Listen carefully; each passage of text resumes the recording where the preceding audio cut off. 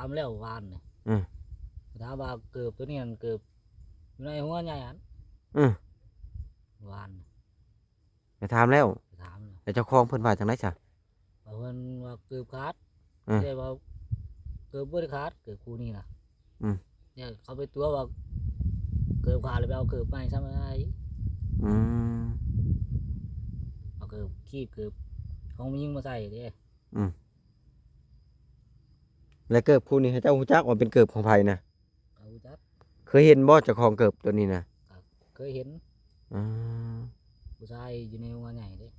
แต่เจ้าจำได้ว่าต้องเป็นเกิบเพิ่นแน่ๆว่ะก็จำได้เบิดเพราะว่าเจ้าเคยอยู่ในหั่นเนาะ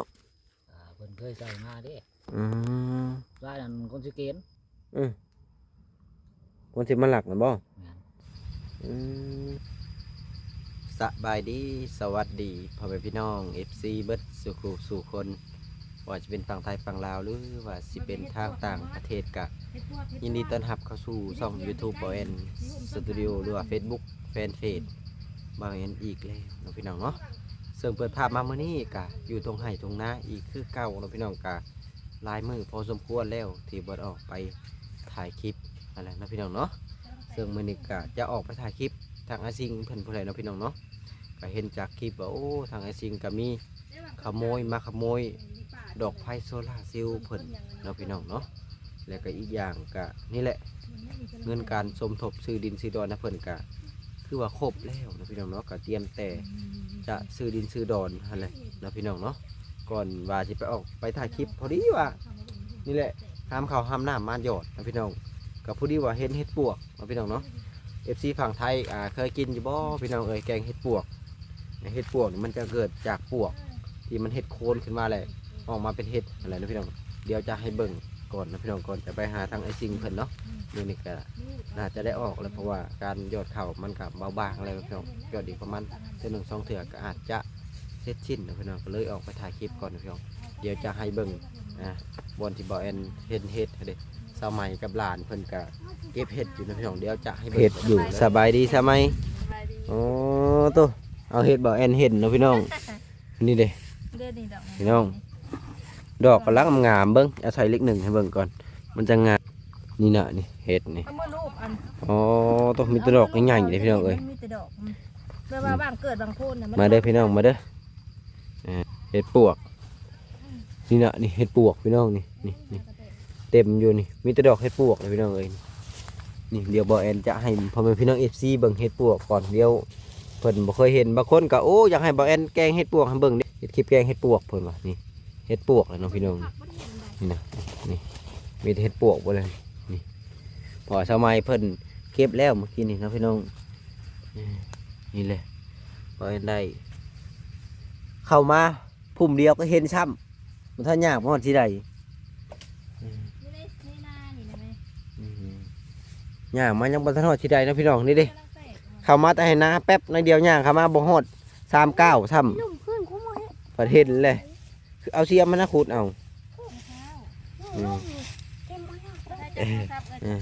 นี่เลยทางสมัยเพิ่นขุดก่อนพี่น้องเอ้ยสมัยก็หุ่นอยากตุ้ยได้พี่น้องเอ้ยได้เป็นโลพอได้อยู่ไทยเพิ่นว่าแพงเท่าได้นี่โลละ1,000 บาทเพิ่นว่าก็บ่แม่นบ่ฮู้ว่าแม่นอีหลีบ่พี่น้องน่าจะฮอดโลพุ่นถ้าว่าเอาเบิดนี่เนาะนี่พอแต่ว่าดอกมันยังจักน้อยถ้าว่าสิป้าไว้ก็ย่านเพิ่นเอาเบิดนั่นแหละเสียมันก็เป็นใจพี่แกงเห็ดปวกอยากว่าทุกมื้อพี่น้องเอ้ย3 คาบ 4 คาบพี่เฮ็ดทุกมื้อโอ้โหพี่ทางฝั่งไทยได้กินอยู่บ่พี่น้องเอ้ยมาเด้อพี่แกงเห็ดปวก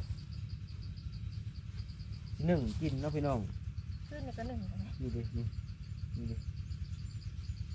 เห็ดปวกได้นี่คือของหลินเนาะมากับสมัยเผื่อออกก้อนเขาเป็นเก็บหลายคนโอ้บ่ทันหมู่นั่นนี่โนเสียมบ่เป็นใจยังว่าอยู่เสียมเฮาอยู่เพื่อนบ่ได้ลายได้พี่น้องเอ้ยแต่ในคลองอาจจะบ่ลายได้แต่ตัวจริงนี่ลายงามมีกระดอกพอดีหวานตะปุตะปิแห้งอะไรบดีมันสุ่มมันก็จะงามมันก็บ่ฮักเนาะซับเนาะแล้วก็ฮักอีกเสียมก็บ่เป็นใจ เสียมออกไม่ได้ล่ะอันนี้สิซับปูสิจำหัว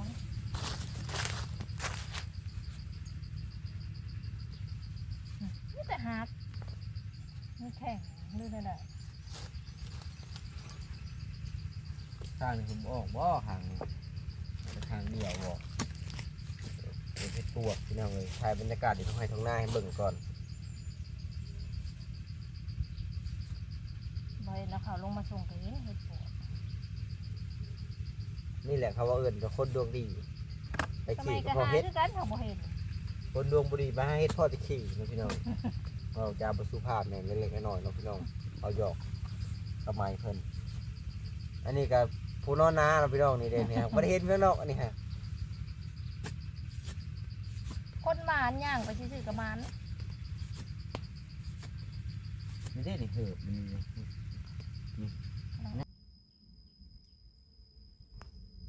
เอาพี่น้องเอ่ยเสิ่งเปิดภาพมาตอนนี้ก็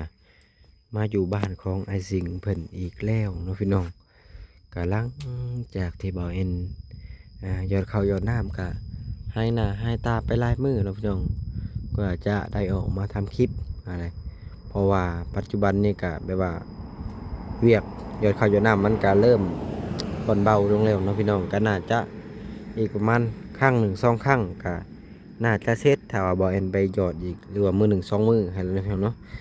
นี่แหละเกือบขโมยที่ขโมยไฟโซลาร์เซลล์ของไอ้สิงเนาะพี่น้องเพิ่นว่าโจรน่ะมันมาเจาะมันน่าจะมาถอดเกือบไว้ในนี้นะพี่น้องแล้วมันจะย่องเข้าไปหลักโซลาร์เซลล์เพิ่นอยู่หั่นโซลาร์เซลล์เพิ่นจะเอาออกเป็น2ตอนเนาะตอนหนึ่งเป็นทางดอกตอนหนึ่งเป็นทางแผดเนาะพี่น้องเพราะว่าทางไอ้สิงเพิ่นนะจะบ่ได้เก็บไว้นำกันยามกลางคืนนะทีนี้ก็บ่าวเอ็นเข้าไปหาเพิ่นมันร้อนนั่นแหละบ่าวเอ็นก็เลยให้เพิ่นออกมานั่งอยู่พี่น้องพี่น้องมันจังเย็นนั่นแหละบ่ฮู้ว่าเพิ่นจุดธูปไปยังเนาะพี่น้องนี่นั่นก็มีธูปอันนี้ก็มีธูปเนาะไอ้สิ่งเพิ่นมักจุดธูปลายยุงบ่หรือว่าจังไดเนาะพี่น้องเดี๋ยวรอให้เพิ่นย่างออกมาก่อนเนาะพี่น้องมันร้อนกับพันเอ้าตอนนี้เพิ่นก็ออกมาเลยอยู่ในมันร้อนเนาะนั่งอยู่ห่มนี่แหละนั่งลงสบายดีพ่อแม่พี่น้องดูฮะสบายดีดู โอ้สบายดี บ่ได้เห็นกันหลายมื้อเลยเนาะกินข้าวกับหยังมื้อนี้น่ะ ตัว กินข้าวกับอั่ว ลูกมี ลวกหมี่เนาะไข้ขึ้นแล้วบ่กระเพาะเศร้าแล้วปัจจุบันนี่ ไอ้นี่เนี่ย บ่เจ็บแล้ว โอ้เจ็บอะไร มีไผเข้ามาหาแน่เลยมื้อนี้ ยังบ่ทันมี ยังบ่ทันมีซุมบ่แซนเพิ่นก็ยังบ่ทันเข้ามาเนาะวานนี่มีไผมาแน่จำได้บ่จำบ่ได้อีกมีบ่แซนสะบุญแม่นบ่ เอาบุญมาก่อน สะบุญมาก่อนบ่แซนแต่มื้อนี้เพิ่นยังบ่ทันมาเนาะเป็นจังได๋คือว่าได้ยินข่าวว่าไฟโซลาร์เซลล์เสียว่ะไปปะได้ให้น่ะ ป้าไว้มุงบ่นอนน่ะนะ แต่โตเจ้าไปอยู่ทางไหนซะ นอน นอนอยู่ทางนั้นบ่ได้ฮู้มื้อบ่ตอนโจรเข้ามาหา ได้ยินอยู่ ได้ยินอยู่ ได้ยินลูกบอก เกี่ยวกับความ แต่บ่ได้ใส่ใจได้ยินเสียงความอยู่แต่บ่ได้ใส่ใจเนาะบ่ได้คิดว่าเขามาลักบ่ได้ขายเองติ บ่ได้ไปทางไหนนะ ยันว่าหลักขายของเพิ่น บ่ได้ขาย คือแผ่นมันหายัง ยัง รีโมทมันก็ยัง ยัง เพราะว่าทางเจ้าหันออกเนาะยามกลางคืนน่ะจะหันออกแต่สายมันกะว่าประมาณจักโมงจังฮู้จักว่าเพิ่นมาหลักดูยามเช้าพี่ ยามเช้าตอนเช้าย ามเช้าพี่ แม่น ตื่นมาแล้วบ่เห็น บ่เห็น ไฟโซลาร์เซลล์บ่เห็นคิดแรกๆว่ามันไปทางไหนเจ้าคิดว่าเขาหลักบ่หรือว่าจังไดตอนบ่เห็นแต่แรกๆนะตื่นขึ้นมาแล้วหลังจากที่ตื่นขึ้นมาบ่เห็นนั่นน่ะ เวลาเสียงพวกว่าเอาใส่กระสอบ เอาใส่กระสอบไว้แล้วเขาหิวว่าเบิดกระสอบบัดนี้ แม่น เขาคือฮู้จักว่ามีอันไฟโซลาร์เซลล์ในกระสอบ อ่า ปิดไว้บ่หรือว่าเปิด เปิด ปิดไว้เลย ปิดไว้ แม่น อืมเจ้าคิดว่าเพิ่นมาจักคนน่ะตอนมาได้ยินเสียงรถจักรบ่รู้บ่ได้ยินหรือบ่ฮู้เหมือนหยังเลย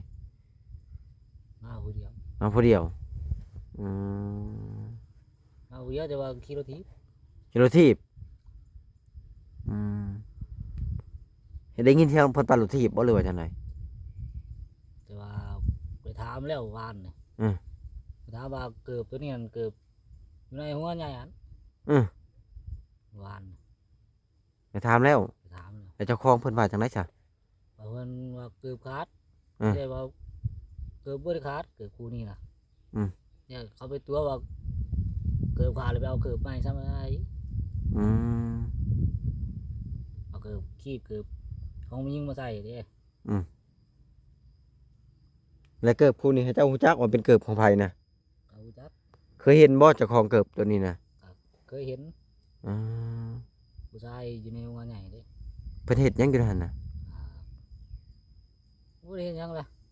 คนยามบ่ อ่าเมียก็ไปอยู่กินแต่เหล้านะ อื แต่ ม วันนี้ออกเลาะหารัก ไปถามเพิ่นเพิ่นก็ปฏิเสธว่าบ่แม่นเกิบเพิ่น เอาเมียน แต่เจ้าจำได้ว่าต้องเป็นเกิบเพิ่นแน่ๆว่ะ ก็จำได้เบิด เพราะว่าเจ้าเคยอยู่ในหั่นเนาะ เพิ่นเคยใส่มาเด้ อืมตื่นเช้ามาแล้วเจ้าไปถามหรือบ่หรือว่าจังไดนี่ฮะ ว่าตอนต้องคนที่ตก แล้วไปถามเพิ่นเบิ่ง แม่น ไปเจ้าก็ไปเบิ่งบ่ตามบ่อนเพิ่นนอนซะ เพิ่นเอาไปเสื่อง แล้วไปเชื่อง แม่น อืมถ้าว่าเพิ่นลักไปแล้วอันมันบ่มีแผนฉากเฮ็ดจังได๋บัดนี้มันสิใต้ได้นะ ใต้บ่ได้แล้ว มันเบิดไฟมันก็เบิดแล้วเนาะ แม่น เพราะมันบ่มีแผนฉากเด้คือรีโมทมันก็อยู่พี่ แม่น แผนฉากก็อยู่พี่ แม่น อืมคือตั้งแต่สงสัยว่าคนอยู่ในโรงงานนี่เนาะ มีผู้เดียวแล้ว มีผู้เดียวนั่นที่น่าสงสัยที่สุดเราเคยมาบ่ในนี่นะ เคยมา อืม เคยมาเท่านึงเด้ อืมหลังจากที่คนขับมาซอยเรือเจ้าเลยเราเคยมาบ่วันนี้เรือทีมงานที่เขาขับมานี่หรือว่าเคยมาแต่ก่อน เคยมาแต่ก่อนเลยมาเบิ่งก่อนนะ อืมมีแต่แผ่นโซลาร์เซลล์นั่นเสียเครื่องคองบ่ได้เสียบ่ เป็นหลอดไฟเด้ มีแต่โตวอันหลอดมันเนาะเครื่องคองอื่นบ่ได้เสียแล้วว่ะ บ่ได้เสีย ไปพาไปเบิ่งดูเกิบเพิ่นอันนี้นี่บ่ ตัวนี้เลยนี่ อืมเพิ่นคือมาปลดไว้ในนี่ มันเป็นตัวว่าเกือบขาดแล้วว่านี่เอาเกือบใหม่มาใส่ อืม ไปแต่ออกมาหลักเอาหม้อไฟตัวนี้แล้ว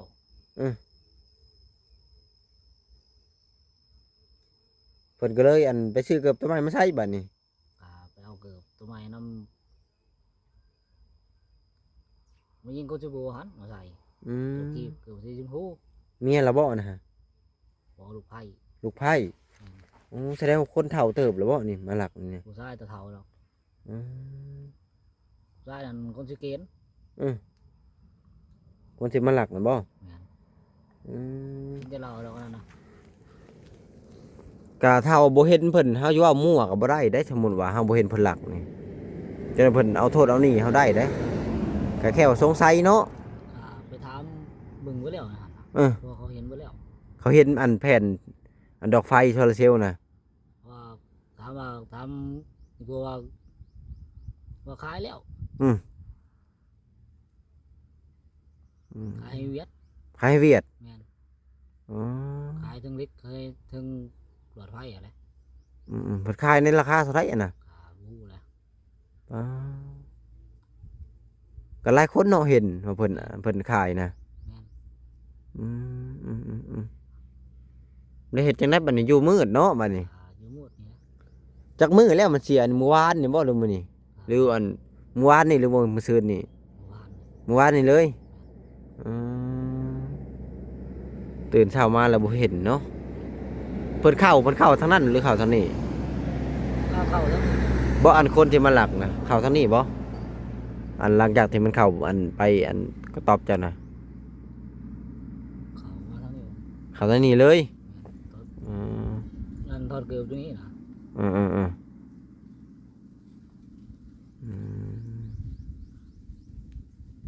อืมโดย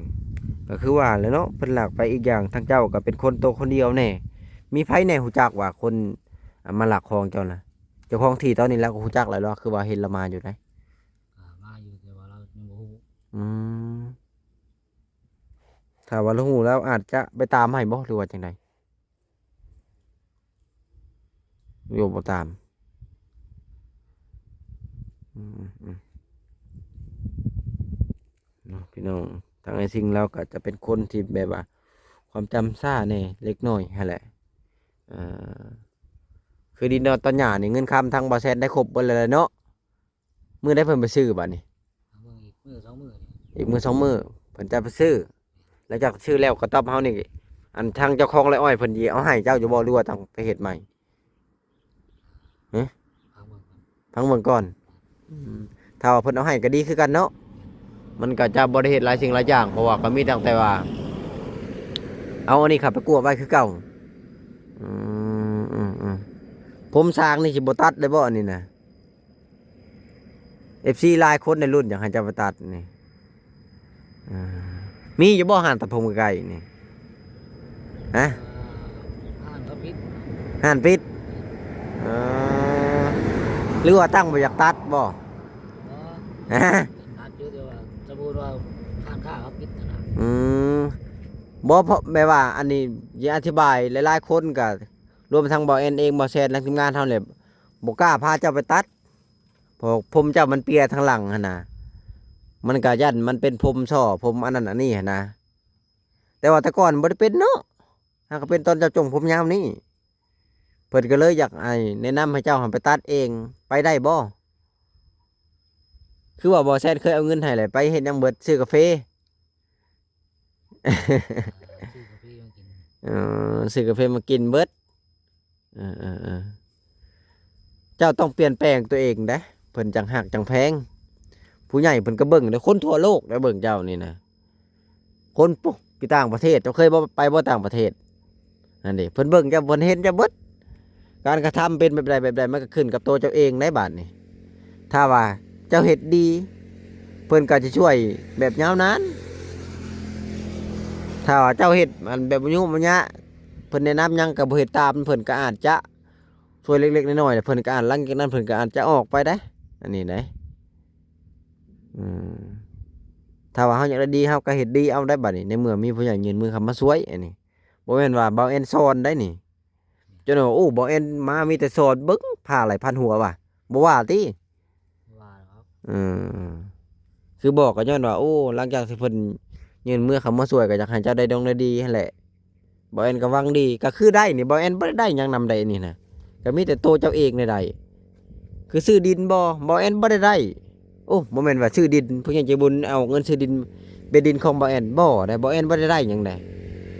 เจ้าได้เฮือนได้ศาลก็เจ้าได้เองน้ำทรงน้ำสร้างทุกสิ่งทุกอย่างเป็นของเจ้าเบิดคือพวกเฮาเข้ามานี่ก็บ่ได้หยังอันนี้นะถ้าว่าอยากได้ก็อยากได้ดีก็เฮ็ดดีเอาเนาะคนเฮาก็ใหญ่แล้วอันนี้บ่แม่นว่าสอนจังซั่นจังซี่มันก็สิบ่ดีเพราะว่าผู้ใหญ่เว้ากันเนาะเพราะว่าเฮาใหญ่ก็ฮู้จักเบิดแล้วเด้น้องพี่น้องก็แค่บอกหรือว่าแนะนำหั่นแหละอยากเห็นเจ้าได้ดีเอาไปซั่นซะเฮ็ดปวกบ่ได้ออกบ่ ยังคนออกเลย คือว่าเพิ่นได้อยู่เฮ็ดละโงกบ่ได้เข้าไปหาบ่ในดอนอันนี้ บ่ได้ไป คือบ่ไปแหน่ฮะพอได้มาแกงแซ่บได้แกงเห็ดปวก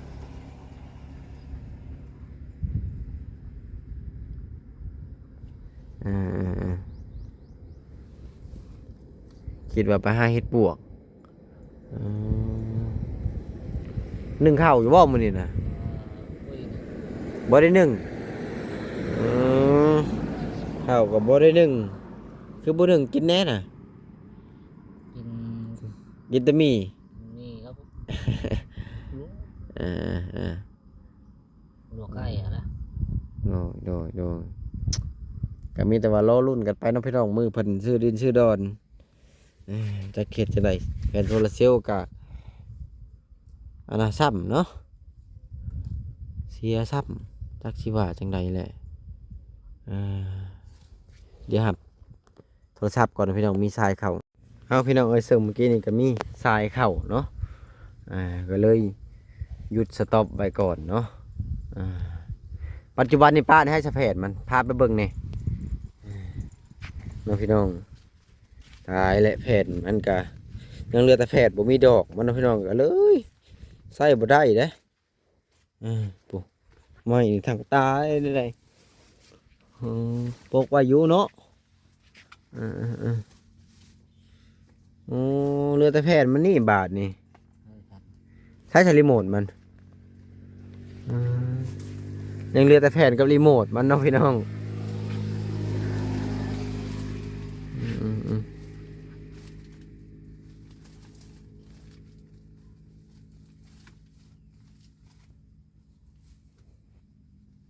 โอ้เหลือแต่แผ่นกับรีโมทมันนี่บาทนี่ลองไต่มึงรู้เจ้ามันตกเหี้ยทางนี้บ่แถวนี่บ่จักบ่มีบ่บ่อนป้าไว้นี่ใช้ป้าไว้อยู่พุ่นแล้วเจ้านอนปิ่นไปทางไหนบ่นี่ นอนอยู่เตียง เจ้านอนอยู่เตียงป้าไว้อยู่พุ่นเจ้าของเขานอนอยู่เตียงตื่นมายามเช้าช่วยเติบจังหูจักหรือว่าตื่นมาแล้วเบิ่งโลด ตื่นมาแล้วบ่เห็น บ่เห็นเนาะปกติยามเช้ามาจะตื่นแล้วจะยังออกไปตากไว้อยู่พุ่นเนาะก็เลยโอ้ไผเสียได้เนาะมันตื่นมาบ่เห็นบัดนี้อยู่มืดแบบซี่บัดนี้เนาะเฮ็ดจังได๋ซะบัดนี้จักสิว่าจังไดเนาะพี่น้องทางเฮาก็ได้ในมือมันเสียแล้วก็เสียมีหยังอันนี้หม้อล่าเนาะน้ำในก็ยังพออยู่พอกินอยู่เนาะยังบ่ทันเบิดพวกมีพวกไข่ยังบ่ได้เบิดเนาะแก๊สน่ะยังบ่ทันแกะซะมีฮะแก๊สหนึ่งเบิดแล้วบ่หรือยังบ่ได้เบิดคือกันยังอยู่คือกันนะข้าวก็ยังคือกันกินบ่เปลืองเนาะข้าวก็ยังก็ยังน้องพี่น้องเอ้าพี่น้องเอ้ยสำหรับคลิปนี้ก็บ่ได้มีหยังหลายหรอกไปเวียดนามมาอัปเดตซื่อๆพี่น้อง FC เบิ่งเพราะว่าหากะแล้วหยดข้าวหยดน้ำเอ้าสบายดีพ่อแม่พี่น้องเพิ่นแน่